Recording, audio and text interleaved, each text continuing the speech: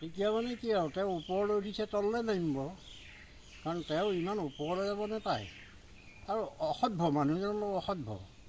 তেওঁ মানে যেতিয়া তেতিয়া যা তা কথা কৈ থাকে আৰু মদ খাই থাকে নেকি, অলপ মাতুল হৈ থাকে, মাতাল। এইবোৰ কথা মানে সত্ৰাধিকাৰসকলক টানিব নাপায়। তেওঁৰ বাপেক বা তেওঁ এইবোৰতো সত্ৰাধিকাৰসকলক খুৱাই বুৱাই জীয়াই ৰখা নাই, এইবোৰ নিজৰ ওপৰতে বৰ্তি আছে। গতিকে সত্ৰাধিকাৰসকলক তেওঁ তুচ্ছ তাচ্ছিল্য কৰিবলৈ ক'ত ক্ষমতা পালে? সি ধন লৈ ধন ঘটি পেলাই গান গোৱা মানুহ, সি এইটো থাকিব লাগে। বেছি ওপৰলৈ যাব নালাগে মানুহ, তললৈ নামে। তেতিয়া এই দুৰাৰোগ্য ৰোগবোৰ যে আছে সেইবোৰ ধৰিব আৰু তললৈ নমাই দিব। ঘটনা হ'ল কি, তাক সতৰ্ক কৰি দিছে এনেকুৱা যাতে ভাষ্য কোনো মিটিঙত সি নিদিয়ে। যদি দিয়ে তাক কাণ তলিয়ে চৰ দিম মই নিজে আঁঠু কঢ়াই লৈ। কি বুলি ভাবিছে সি? এই পৃথিৱীত ইমান গুৰু গোসাঁই নাইকিয়া হৈছে নেকি?